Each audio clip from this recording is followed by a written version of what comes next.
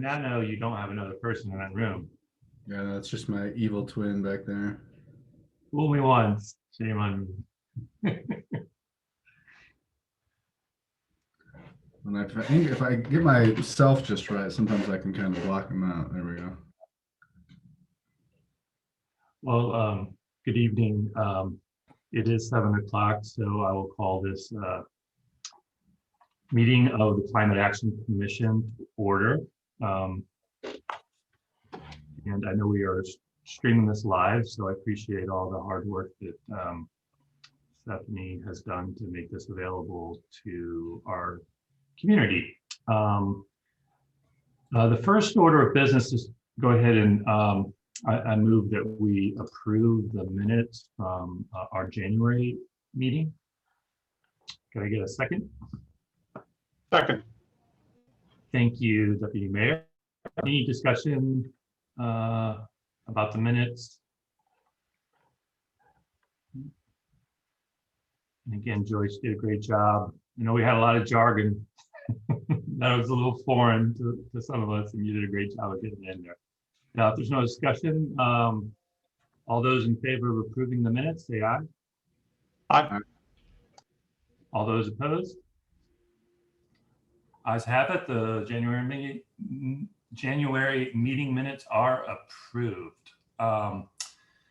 Yeah, and I don't know if we have anybody in the public raising their hand who wanted to make a public comment. And if so, we'll go ahead and invite them to do that. Doesn't look like anyone has their hand up. We have one person in the audience. Okay. Well, if you are viewing even for the first time and you're from the public and you have a question, just let us know. In general, we would like to make that available at the beginning of our meetings, but if one comes up, please let us know.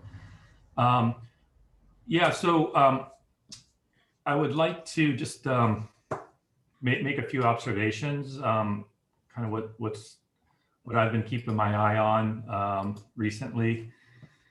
Hopefully everybody can see this,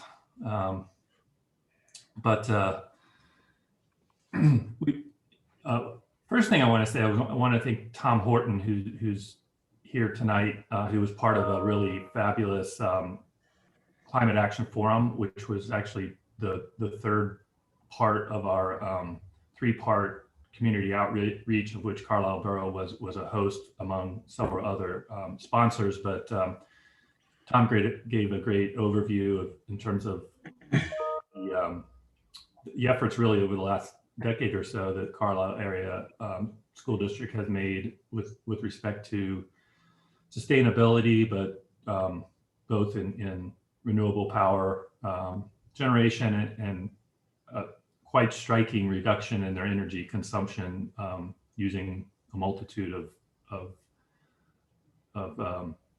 actions. So I would invite you all to view it. I'm sure Stephanie will have that available at our borough website, and it kind of gets you up to speed of how active we've been in our school district. So thanks, Tom, for participating in that.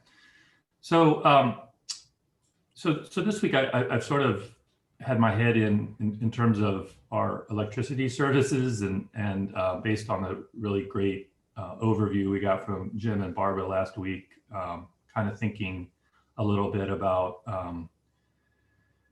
where we are in terms of a retail deregulated state and what options are available and what's the future sort of holding for allowing us to have a more flexible architecture in choosing and procuring our energy. So Jim did a great job of sort of outlining the fact they got their default rates sort of approved recently. It just sort of came to my attention, and Jim and I had a short conversation via email about the fact that there was PPL did have a renewable energy rate program default on the docket that they started in March, but for various reasons that got pulled off. And it's kind of an interesting reason why that got pulled off. And in sort of my assessment, I did speak with some people from the Retail Energy Supply Association just to kind of get their understanding of why there was a little bit of pushback from the advocacy groups who are doing a lot of providing renewable generation to the grid, and it's kind of a little bit of a classic misalignment, perhaps, we have it, in my mind, it's pretty clear that default options really do affect people's choices, and the fact that PPL did have a renewable energy rate program that was later withdrawn is a little bit interesting to me, and it might be something we want to investigate further and see if we as a community, especially elected officials, might want to reach out to the PUC to perhaps advocate for that. And I kind of took this thought experiment a little bit one step further, and I reached out to the community just to convince myself that default options actually were probably a thing. This is a very informal poll. This is I just reached out using one of our social media, and in about 3 days, 53 people responded to a series of options in terms of their choice on purchasing electricity. So it's so informal. I misspelled because on the third option, but I basically wrote down the reasons why I think people choose the default is a few people didn't know they had another option. A lot of people, not surprisingly, don't want to take the effort of paying attention and switching and just looking around. So that was about a quarter of the people who responded. A few people thought, oh, well, that's just the cheapest rate. And then we had a little bit over half of those respondees who actually go on the retail market and purchase. And of course, they could be doing it based on low cost. It could be renewable. It really doesn't. But I think if you combine the responses to the first two choices, that leads me to believe that default options actually provided by our storefront utility provider probably is pretty important, maybe close to 40 or so %. So it's this, I'm not gonna read the comments, but it kind of supports the notion that maybe this is worth looking at, having that avenue, but a conversation we can continue to have. And so for just to kind of open this up for discussion among the group here, I've had some really great conversations with team leads, especially with the community engagement team, and with Tony's team, as they're really both of them are really making a lot of progress on a couple of items. It did make me think. I do want to make sure that everybody feels like they can make suggestions in terms of different types of meetings we could have. I mean, we don't formally meet beyond the teams. We don't formally meet cross team unless somebody invites me or invites somebody else. But I'm certainly open to ideas, especially as we start getting,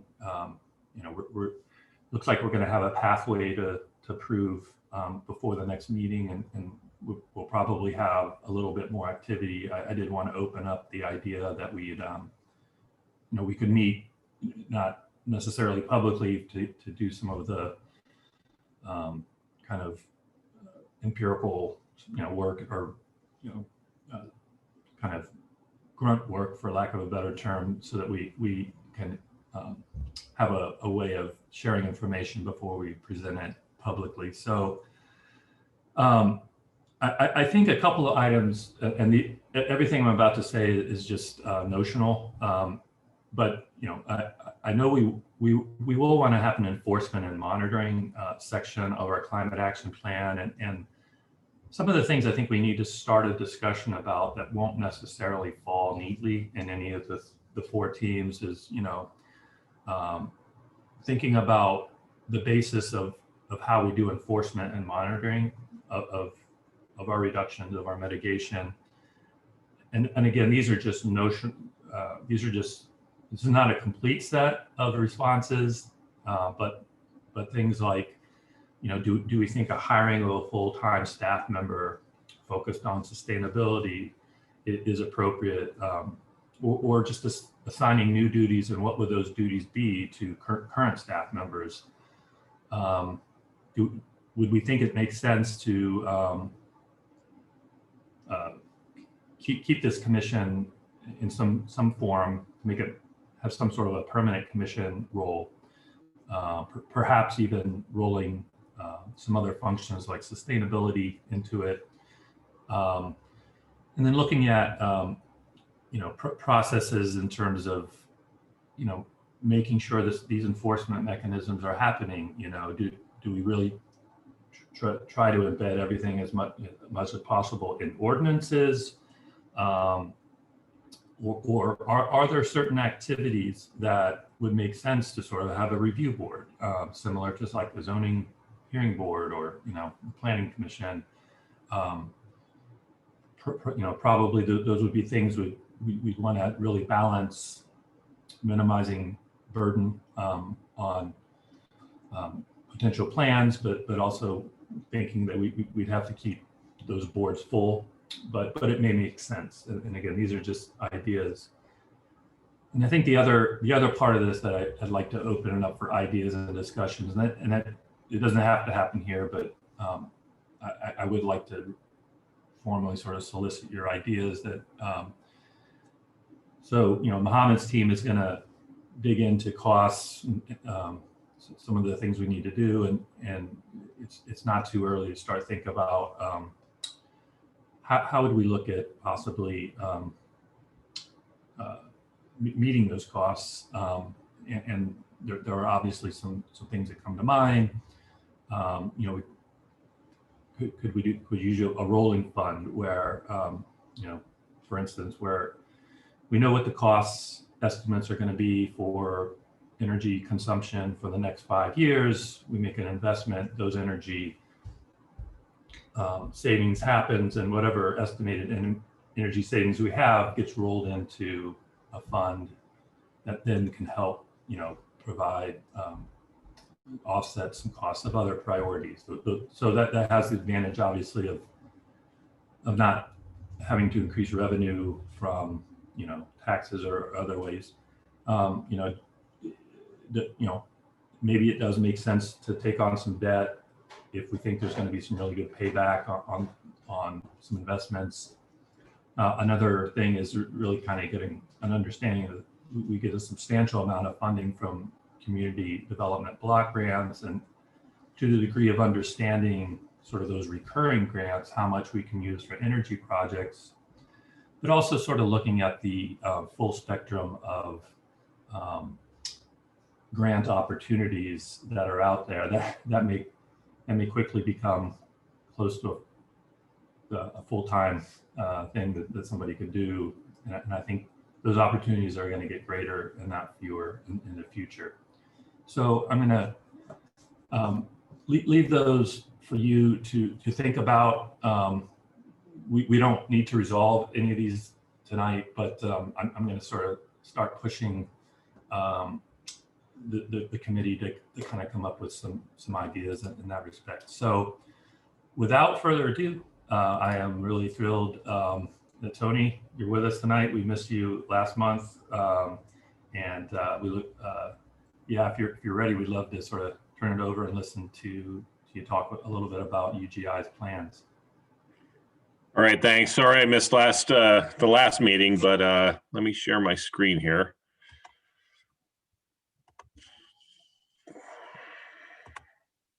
And I did want to acknowledge, we do, after we hear from Tony, look forward to, we do have a question from the public, but we'll get to that after Tony's presentation. Okay. The floor is yours, Tony, thanks. All right, can you see my screen? All right. So just a quick agenda. So I'll give you a quick background on UGI Utilities. I know most of you probably know it, but the PA Climate Action Plan, just wanted to show you a couple stats on that, as well as, how we're looking at it. RGGI is obviously a big thing for us, which I think as a community you should be looking at to determine how that, what happens with that and where funds are located or allocated.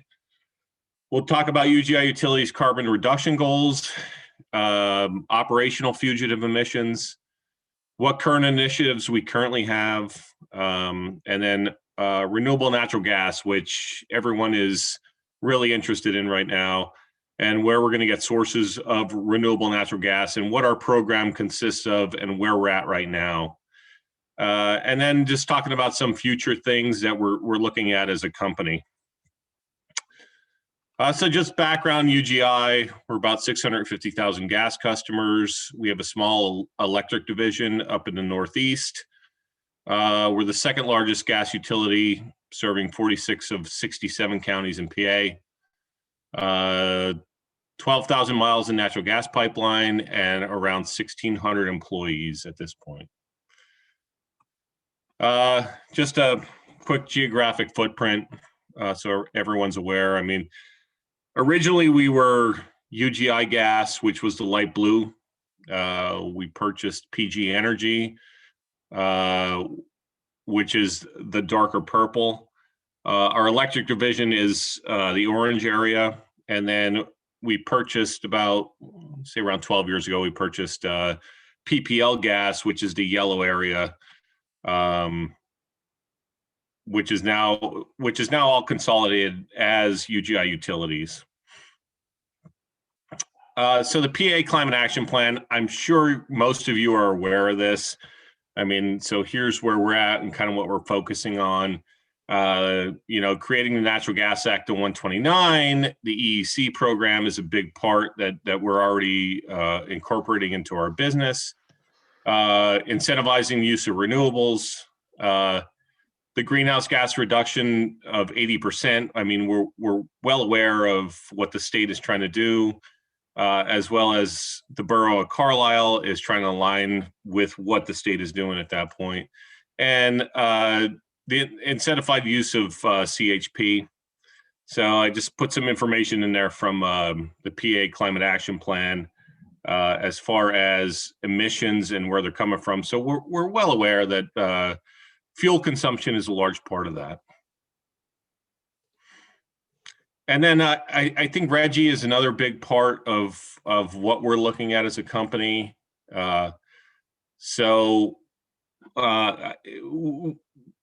We're not sure if RGGI is going to be approved or if it's not going to be approved, but I think it's important to look at the background of what it is.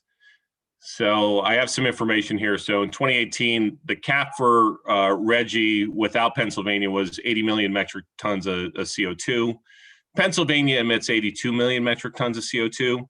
And a third of our electricity in the state actually goes to states outside of Pennsylvania. So a metric ton of CO2 is going for about $3 a metric ton at this point. So I think it's important that if this does get approved through a state, on where these funds are going to be allocated and what they're going to be allocated to. And this just gives you an idea of currently at 80 million metric tons, they generated about 315 million in 2017. And the pie graph shows you actually what those funds are being allocated to. So I think it's important to focus on that to make sure that if RGGI does get approved, we're basically in the state of Pennsylvania going to double the amount of metric tons of CO2. And then obviously we're going to cut back on that cap as the years go on.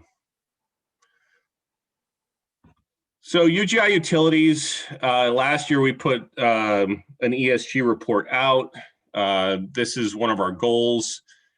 Our goal is to reduce carbon emissions by 8.5 million metric tons by 2030. There's a couple larger projects early on that we're aware of that are going to help us do that. But obviously renewables are probably the biggest thing that as a company that we're looking at to try to get to that goal in 2030. So operational fugitive emissions, the other goal we set in our last year's report, our pipeline replacement program. So we have different types of materials that have different emission factors. So obviously cast iron emits a lot more methane through leaks versus what plastic pipe does. So we have a cast iron and bare steel replacement program that we're going to be replacing generally with plastic. Higher pressure pipe will get protected steel, which have lower emission values. So this graph or this graphic on the bottom. So in 1999, based on the amount of throughput that we have through our system and how much different type of pipe we have in the ground, we were at 0.99%. Our goal is to be operationally to only emit 0.05% of methane by 2040. And that's also enhanced by our service replacement program. So services are everything off the main that comes into a home. So there's different types of material. There's cast iron, bare steel, there's copper. There's different emission factors for service replacements that come into the home also. So currently, throughout the last couple of years, so our E&C UGI Safe Smart Energy Efficiency Program has been effective. So what that is you can get rebates for putting in higher efficiency furnaces or water heaters as a company, which help reduce emissions. Customer and UGI CNG fleet conversions, we have about 150, at the end of this year, we'll have about 150 CNG vehicles as a company to reduce on emissions versus using diesel and gasoline. Combined heat and power units, we promote that as a company. It helps reduce emissions. And then scope 1 and scope 2 emissions. Scope 1 are basically, as a company, how many facilities we have and how we use, what we use to heat those facilities. So we're starting to look at things like that. And scope 2 emissions are electric production that we use as sources for lighting and different things like that at our facilities. So our scope 2 emissions, we're actually looking at getting 100% renewable in the future by purchasing solar and wind power for electric generation. And then we're actually at our headquarters, we built a solar facility to supply directly to our offices.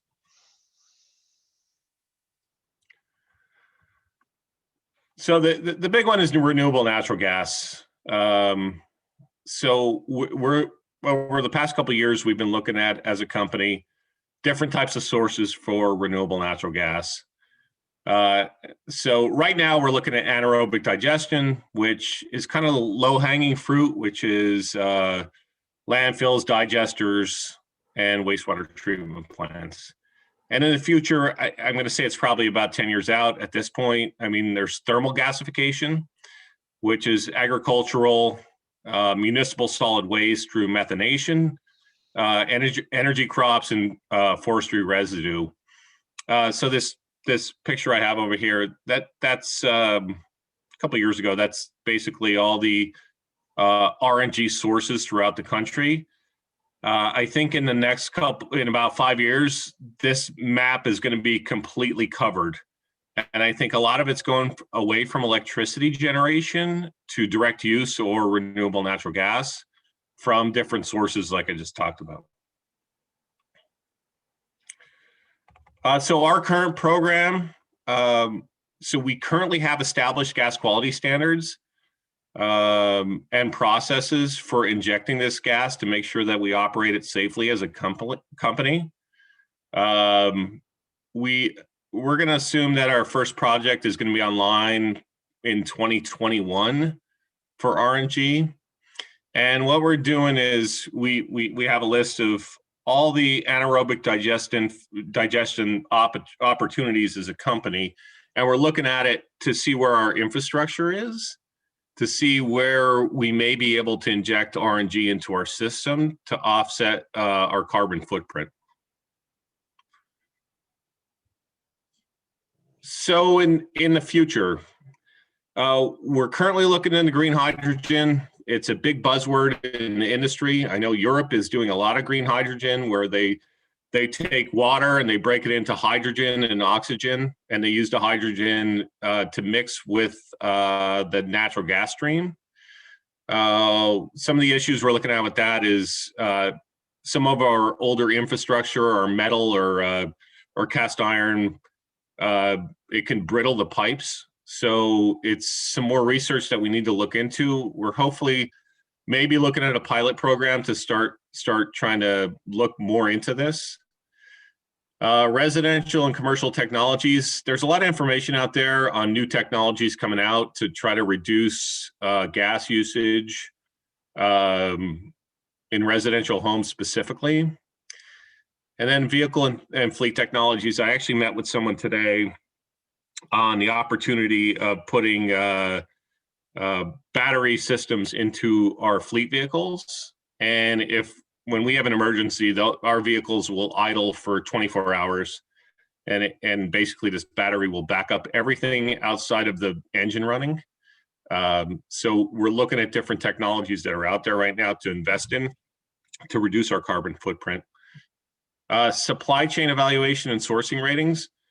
So one of the things that we're looking at is not just what we can do to reduce our carbon emissions, but that everything through our supply chain. So for example, where you're purchasing your gas from. So if you're not getting it from a renewable natural gas source, Marcellus Shale is part of it. There's going to be different gradings that are going to be coming out and certifications for these facilities that supply your gas that you're going to want to purchase that gas from. So it's going to go from like an A to an F rating. A obviously being the best based on the technologies they have for operational fugitive emissions, as well as the supply they're getting from, because Marcellus shale gas is a lot cleaner than it is from getting it from the oil basins or different things like that. So we're going to be looking at that a lot more on our sourcing and where we get it through our supply chain to our distribution customers. And then coalitions and groups. So we're looking at, we actually just joined a couple different groups. One Future, which focuses on methane emissions as the industry sectors. So it's suppliers as well as distribution companies, midstream companies, and they operationally put together one operational fugitive emission percentage as a group. And so what you want to do is you want to look at that through your supply chain. RNG Coalition. So like I said, hopefully 2021, we're going to have our first interconnect for RNG on as a company. They promote RNG in the pipeline and building decarbonization. And then something that's called the Natural Gas Supply Collaborative. And this is what I was talking about a little bit more about gas supply and the whole gas supply chain. So we meet on every 3 weeks to talk about different technologies for reducing emissions from supply chain. For example, different technologies that may be able to tell you immediately that you're actually, that methane is leaking from a flange or something like that, as well as, you know, the certification process of purchasing gas from a supplier who has a higher grading. So those are some of the initiatives that we're doing as far as groups and different things like that. And I think that's it. It's a lot to take in, so any questions that you guys have, willing to answer. Thanks, Tony. That was really informative. I have a ton, but I'm not going to. I will defer to anyone else on committee or on board have a question for Tony.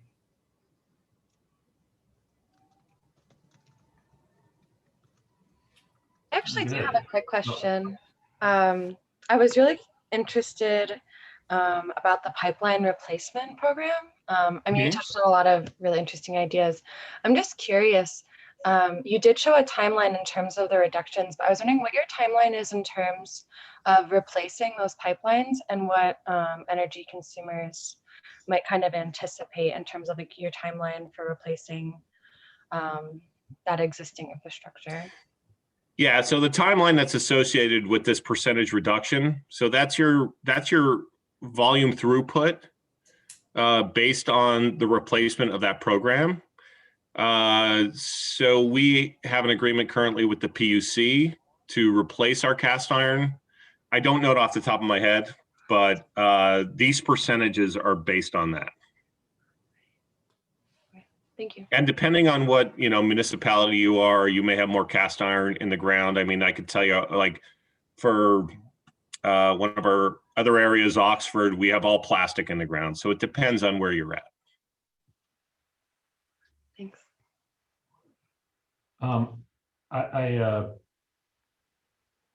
I introduced the term Scope 3 to the group last week, and you sort of backed me up that I didn't make up that term. So you use the term Scope 1 and 2, which is actually that's really as far as we're going in our greenhouse gas. And so we are not doing Scope 3 types of emissions because, as you know, it's very tough to do, because then you have to account for all the goods and services you bring in, and that, it might be a little bit easier for when you're procuring, very large type loads that you are, but just for your information, we are not accounting for Scope 3 emissions in our, which we learned. We have a partnership with our sister city, the city of Carlisle in the UK, and they informed us that, and they're in the middle of finalizing their climate action plan, and they informed us that theirs do include Scope 3 emissions, which is quite impressive. But I also want to bring that up for just for Jim and Barbara and Tony, your information. So we are working on 4 collaborative subgroups with our sister city. Their city of Carlisle is about 100,000 in Cumbria, UK, and we're looking at transportation, energy, economic growth, and community outreach. And I think the energy area might be something that just for, and one reason I bring it up is Cumbria is actually doing the first commercial scale use of 100% hydrogen. I don't know if you read about that, but they're actually sort of the prototype in the UK, or actually what was previously part of the EU, but they're sort of at the front edge of trying to find out whether 100% hydrogen is something that can be safely sort of streamed and provided in sort of quasi-legacy infrastructure. So that might be an area where you all might have some benefit in collaborating there. I'm going to have more information on this. I was supposed to meet with their economic development lead, who's actually managing our whole collaboration, and she had to push off the meeting for a week, but I'll have more information about what items we're really going to collaborate on, and make sure that PPL and UGI at least have an opportunity. If they want to participate, they'll probably have their equivalent energy providers available. So just something that there might actually be some benefit in learning from the activities that are going on there. Yeah, so to your point about Scope 3 emissions, I had Scope 3 in the presentation. I took it out because it is kind of a fine-tuning type of emission area where you're looking at, employees, transportation, different things like that. But those emissions likely are not that large. And when it comes to hydrogen, green hydrogen, 100% green hydrogen is good if you're using all plastic pipe, but it really has to do with the materials that are in the ground on how you can inject that. So a lot of the stuff in Europe is all brand new stuff that's been put in the ground. So it's not a part of the pipeline replacement program. Cast iron is going to act a little bit different. It's going to react a little bit different with green hydrogen. Are you thinking a blend might be possible? I mean, Well, that's why we're starting to look at a pilot program to try to learn more about it. mhm. I think the stuff, the example you were giving, I know I read about one that was a brand new development that went into place to supply residential homes. Yeah. So it was all new infrastructure. So yeah. there's bare steel, protected steel, plastic. They're all different, types of materials. So you have to look at all of them as far as how that hydrogen is going to affect it based on percentage. But we'd be glad to look at any of that stuff with you guys. Thanks, Tony. Tony, could you jump back to the slide with anaerobic and thermal gasification renewables? Yep. So we, for a number of years, or over the years, I should say, have looked at anaerobic digestion at our wastewater plant, and we've also, when you're talking about municipal solid waste, I assume you're talking about solid waste, like landfill solid waste. Right. Yeah. So with the anaerobic digestion, what are you looking at there? Because I think it's something, we have control over our wastewater treatment plant. What should we be considering? Well, I think that's a great question. So we're looking at the wastewater treatment plants and seeing how close they are to our pipeline system. A lot of these wastewater treatment plants are located in this, in your cities, downtown. So they're within the close proximity to those assets or our pipelines. The thing with the wastewater treatment plants is we're a distribution company, so we'd love to accept that waste, but we have to meet certain gas quality specifications. So there's companies that are out there who are more on the development end, who build bioconditioning facilities. So like, for example, on a landfill, if you take gas out of a landfill, it's going to be about low 50% methane, and the rest are going to be mostly CO2. So there's different type of technologies out there that will condition that gas and make it more 95, 96% methane, which we can use in our system for the interchangeability of our, a residential appliance, for example.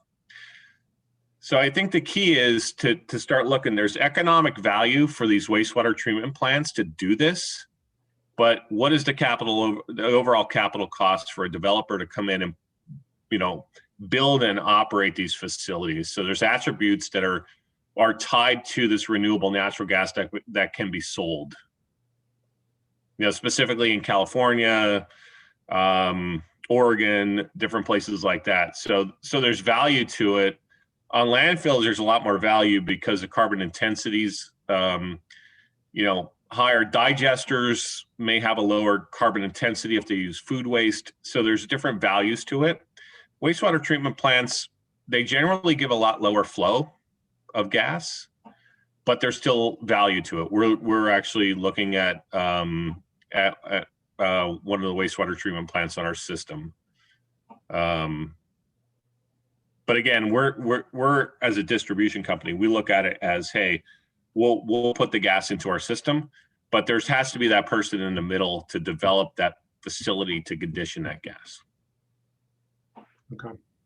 And then on the renewable green hydrogen, are there water resource issues that are concerns or I guess sort of negative impacts that we would need to address when looking at that as a society? Yeah, good question. There's a lot of you're going to need a lot of water to run those facilities, but you also need a lot of electricity.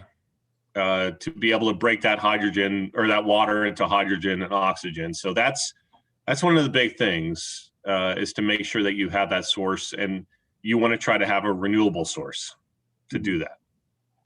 Right.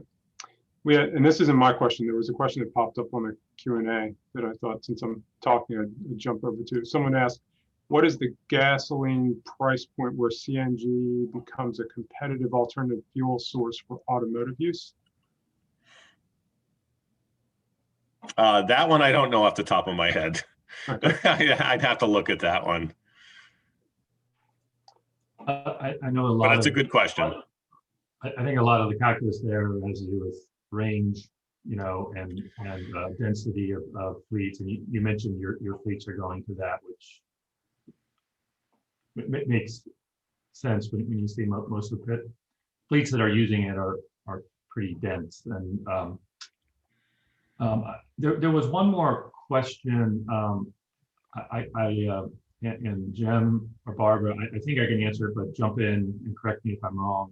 Someone even asked, does the Carlisle community actually have influence over a PPL utility line provider?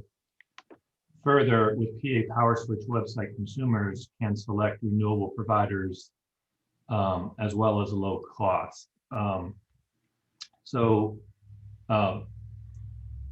PPL does have a franchise to operate, be our distributor for transmission and distribution.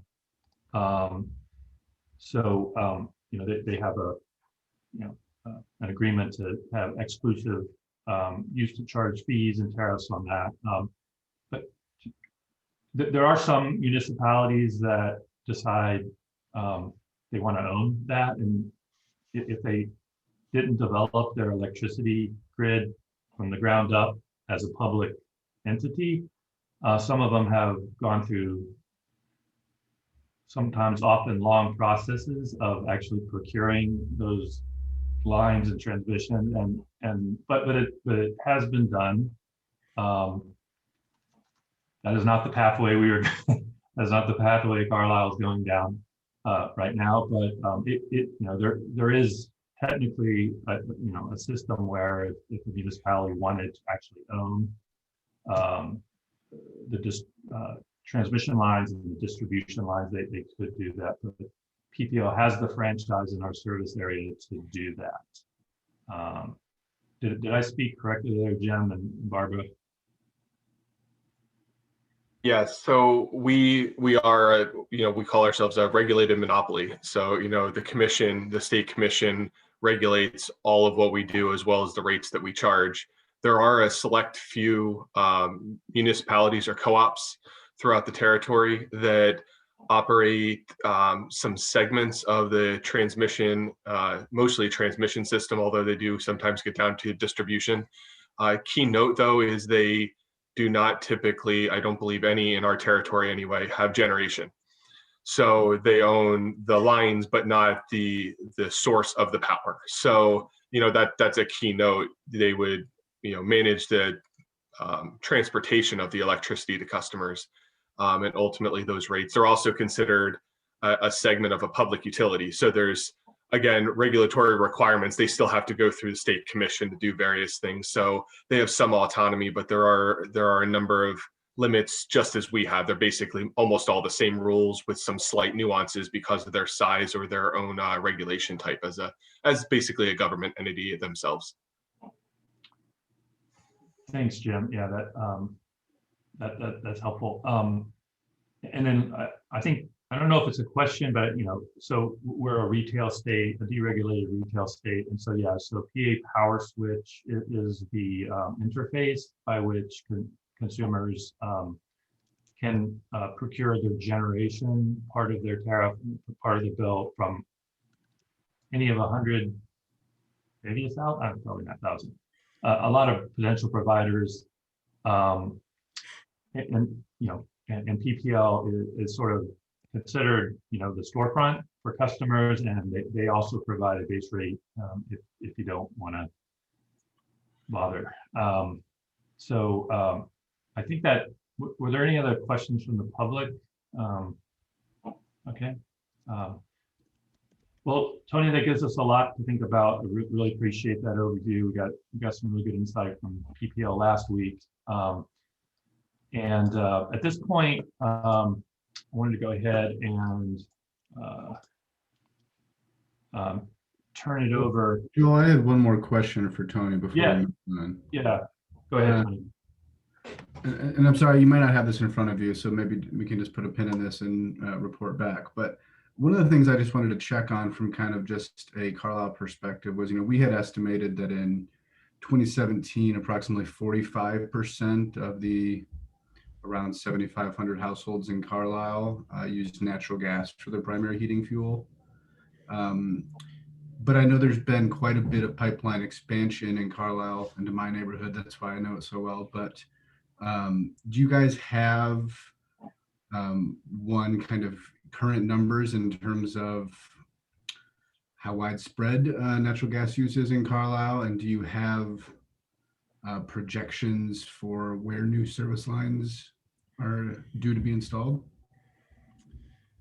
I don't know about the projections. I'm sure they probably have some idea, but yeah, there has been expansion in Carlisle. We did a large reinforcement out there over the last couple of years by the airport to try to, we had some low spots in our system, and we actually expanded, I think it was out towards Garland Drive. But yeah, so we've been getting a lot of requests from municipalities throughout the state to see how much gas usage they have. So yes, we can give updated gas usage per year. Great, thanks. Yeah, before we turn over to the team leads, this is sort of hot off the press, and I'm reading sort of a summary of a quote, but regarding the use of RGGI funds that you were talking about, it looks like Governor Wolf stated today that he was looking to use at least a portion of them in what's called an Energy Communities Trust Fund, which would be specifically to aid workers and communities experiencing impacts from the move to cleaner sources of electric generation. That's not a lot of specificity, but I think everybody here knows that we have a lot of parts of Pennsylvania that are going to be very disrupted as we move. And so the degree to how much, that will be diverted to that trust fund, there is at least an acknowledgement from Harrisburg that some of it's going to be done to offset the economic impact to affected communities. So anyway, thank you, Tony. Let me go ahead and turn it over to our real team here. And we got Sarah, you want to give us an update on the community engagement team? Excuse me. Yeah, absolutely.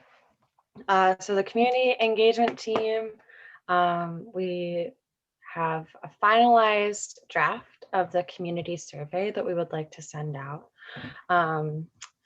So I've just sent that out to the rest of our team today. And so we're hoping to get some feedback. Our next meeting, we'll talk about that feedback that we receive. And hopefully Stephanie Taylor will be joining us as well. I think that'll be next Wednesday that we'll be meeting again to discuss, again, the feedback that we get on the survey. Another thing that we're working on right now is reaching out to stakeholders. So our goal is to start actually this month. We're reaching out to the Community Action Network. I think we're planning to meet with them hopefully sometime this month or early next month. And then we're also going to be doing a virtual event via the Bosler Library. That'll be February 19th. The time will be announced. Hopefully we'll have a time by tomorrow, but that'll be in the evening. And then other than that, Joel helped me with a grant application over the weekend. I can also send that out. I realized I probably should just post that in Teams, just in case anybody else is interested in kind of using that document to apply for grants. So the way I set it up was I kind of applied on behalf of CAC in case, what we'd really like to do is get funding for the survey. And one of our main goals is actually to encourage people to take this survey. We'd like to offer a free LED light bulb to each survey participant, or maybe more depending on if we can get funding. The minimum for survey respondents we're looking at It's about 400 participants, I believe. And we're probably going to do 2 rounds of surveying. So this will be our first round. Hopefully we'll get this live, if not before, by March 1st. We're kind of debating whether or not we want to try to get our own SurveyMonkey account. I know the borough will be starting a new feedback system starting March 1st or early March. So we might just hold out till then.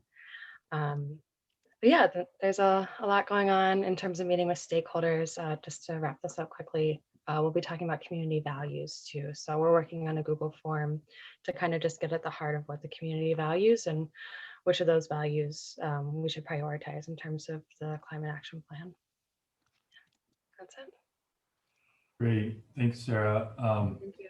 Kind of on that note, Stephanie, do you think there might be a possibility that our new system might be ready for prime time to accommodate that, or would holding off a month or two kind of get us in a more Probably because we have some project. We have already our first. It will launch with. Well, they said 2 to 3 projects, so it's. I don't want to make any promises, but a survey should be, from looking at how the system is set up, a survey might be one of the easier things to set up. So, but again, okay. You know, it could be a multi-pronged approach too.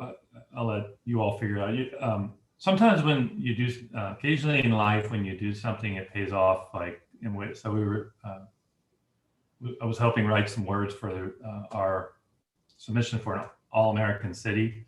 And it just happened to be the exact same narrative that was going to be useful for the proposal that we're hoping to help defer some of the costs. So it was nice to be able to cut and paste a lot of that into there. So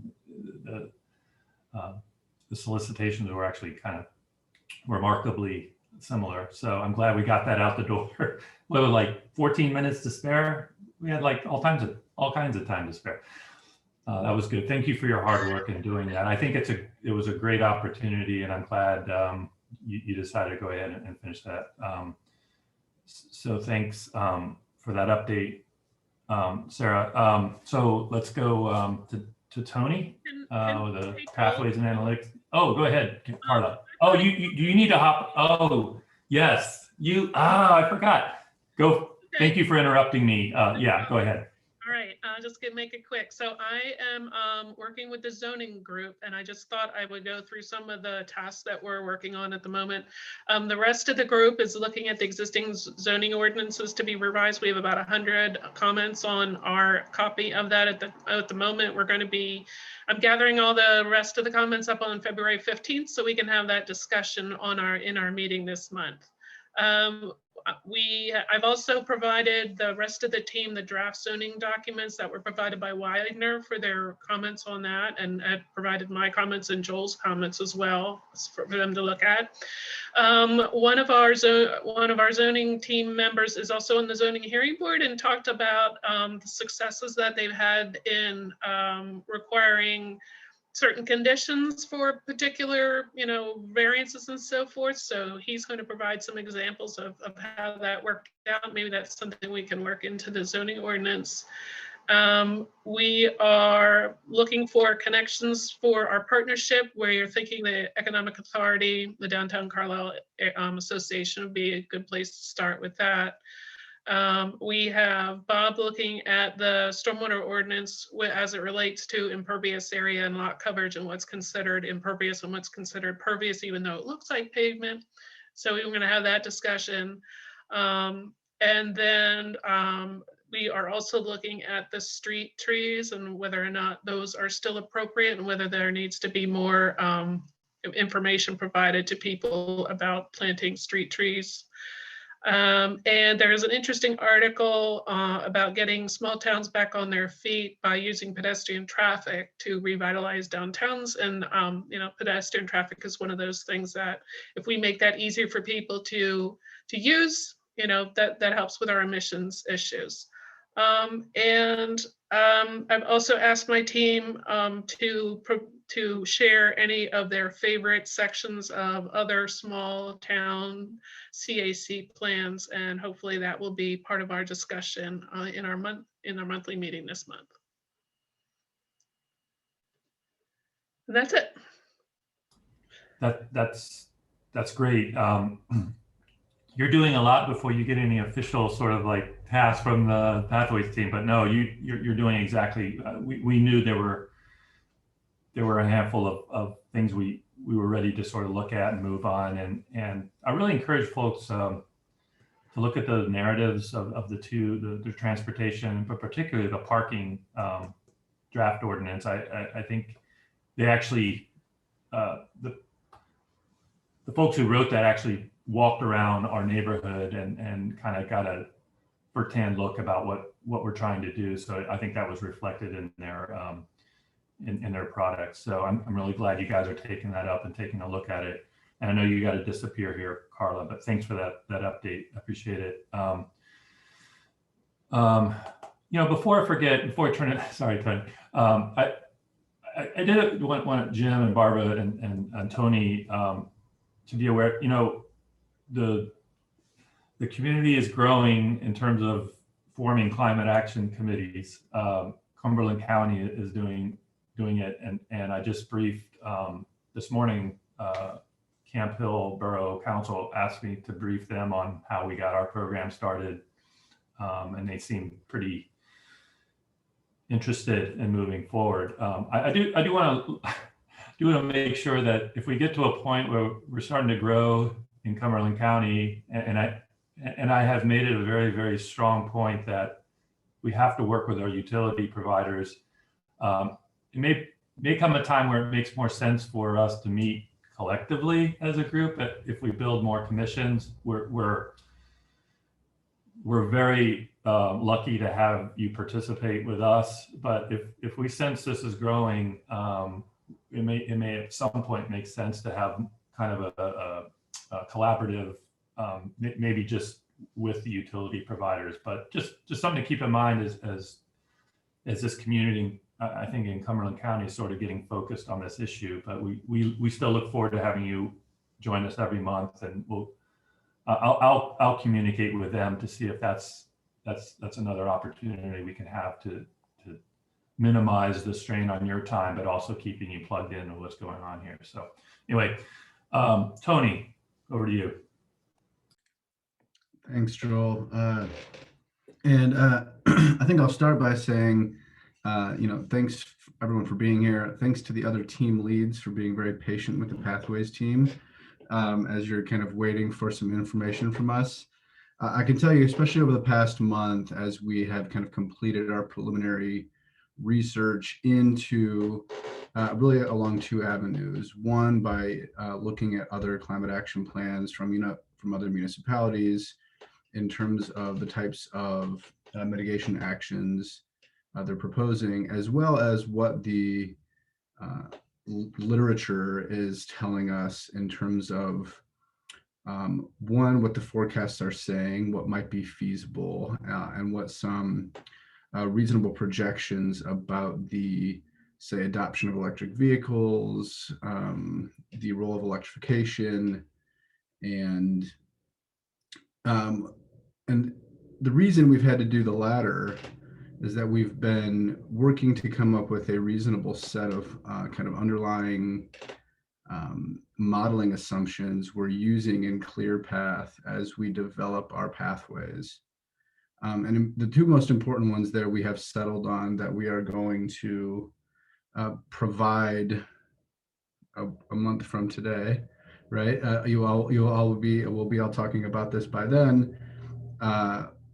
Is really the degree to which electric vehicles are both adopted and promoted over the next 4 decades and up to 2050, and what's going to happen to the carbon intensity of the electricity grid over that same period.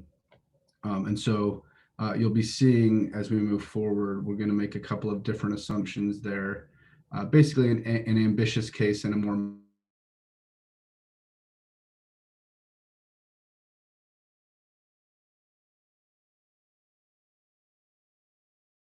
assumption where we end up relative to our targets. Okay, so that said, I actually just met with this is very fresh. I just met with my team a few hours ago. With all of you. What have I committed to? I've committed to the 25th. So the 25th of this month, I'm hoping to have a preliminary pathways report out to you with our modeled pathways and a series of proposed actions ready for discussion across all of our teams. And I guess I will leave it at that for now. I'm meeting again with them in 2 weeks, where we're hoping to be pulling together a report to share with all of you a week from then. So that's where we're at. Yeah, thanks, Tony. Yeah, so this, for those who aren't on a team, so our pathways is basically a mitigation curve from now until 2050, which is the extent of our targets that show what our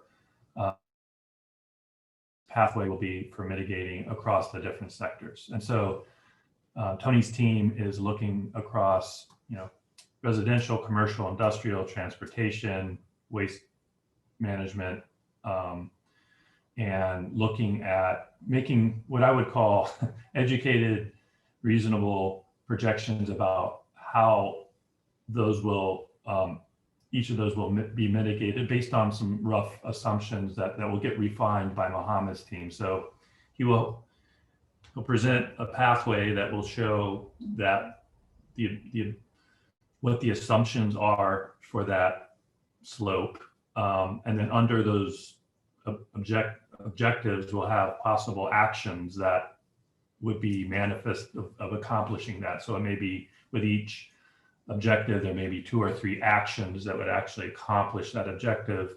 Those will then get handed over to Mohammed's team to sort of do a cost benefit analysis based on economics, but also based on a lot of the input from the surveys that Sarah's team is doing to reflect our social values, our priorities, our preferences in the community. So hopefully that gets you up to speed, and then there'll be a lot of, I'm sure a lot of Mohammed reaching out to you all in trying to make some estimates in terms of providing the best options, the best actions to accomplish those mitigation pathways. So I look forward, and Tony pulled me in to get my thoughts on things. I do want to reiterate, every one of you, if it's useful, I'm happy to help even sit in a team meeting if you think it's helpful, but I don't want to imply you all don't have complete, handle on everything, but sometimes it's good just to get like a check, and I think we're on a good pathway with Tony's team to have something to present. I'd asked them to make a deadline so we have a week to respond to the pathway, so that we can get a few of the maybe more obvious questions out of the way, and then come back and maybe be able to approve a pathway next meeting. So that would be the best outcome. Thanks, Tony. And Mohammed, bring us home. Sure. Well, I'll keep it short and sweet. Nothing concrete to report, just because I think we're, as you noted, sort of being prepared to move quickly when the time needed. A lot of the informal outreach is ongoing. We have gotten some good anecdotal examples from the community on the business side of interventions that have been done, of their own accord, which is kind of nice. It gives us an indication of willingness to act. But beyond that, nothing hard to share just yet. Fair enough.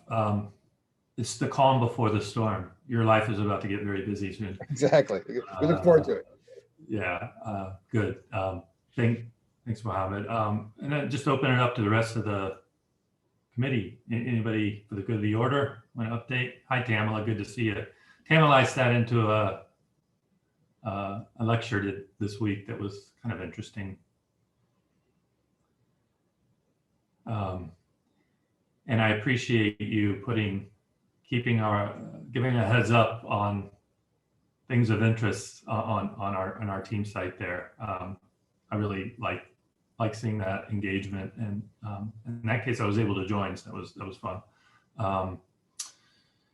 So with that, if I will pass sort of some of these what I would call sort of loose end issues that I talked a little bit about opening up. I'll send around to the committee. I'd like to get your thoughts about how we would handle those things. 'Cause again, I don't think those are really important issues, but I don't think they fit snugly in any of the team's efforts. But I don't think it's too early to start thinking about, how would we justify recommendations that, go to like potential hiring or even how we do budgeting, that sort of thing. So it's not too early to start thinking about that. And if that's it, anybody have going once, going twice? If not, thank you everyone from the public who joined. Tell your friends. We love to hear your voices. But if there's nothing else, the meeting's adjourned. See you next month.